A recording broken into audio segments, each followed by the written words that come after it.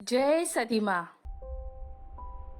પણ મેં જોયું હા, લગ્ન કર્યા પછી જ સારી છોકરીઓ જડવા મળે. ઓય ભગવાનને થેન્ક્સ કહો કે હું તમને મળી ગઈ. કેમ તું તો કઈ ઓસ્કર છે? ઓહો એવું જ હતું ને તો પછી મારી સાથે લગ્ન શું કામ કર્યા? તો મેં ક્યાં કર્યા છે પણ લગ્ન? હું તો ખાલી તારા ઘરે લોટ લેવા આવ્યો તો તારા બાપાએ આખી ગુણ પકડાઈ દીધી. શાંતિ રાખો.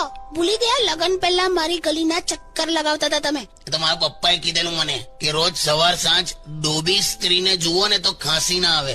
આ કઈ ટાઈપનો લોજિક છે? તો તારો તો ઘૂંઘટ ઉઠાયો ને મેં ત્યારે જ મને ખબર પડી ગયેલી કે આ એક માણસનું કામ નથી. જાઓ ને હવે. લા શાંતિ રાખો લા. એ કાકા તમે તો યાર માણસ છો. તો મેં કોણ છું? મને દબાવાય તો મરમથી સીટી વાગે છે. કામનું મગજ બગડ્યું છે. તું સોંગ્સ વગાડ ને. કાકા હા આ લગ્નોની સીઝન આવી છે ને, હા એટલા ઇન્વિટેશન છે. તમે જો અત્યારે સ્કિન કેર ને હેર ટ્રીટમેન્ટ ને એટલું બધું ચાલ્યું છે હમણાં. ચાલે જ ને લા. પુરુષની વૃત્તિ.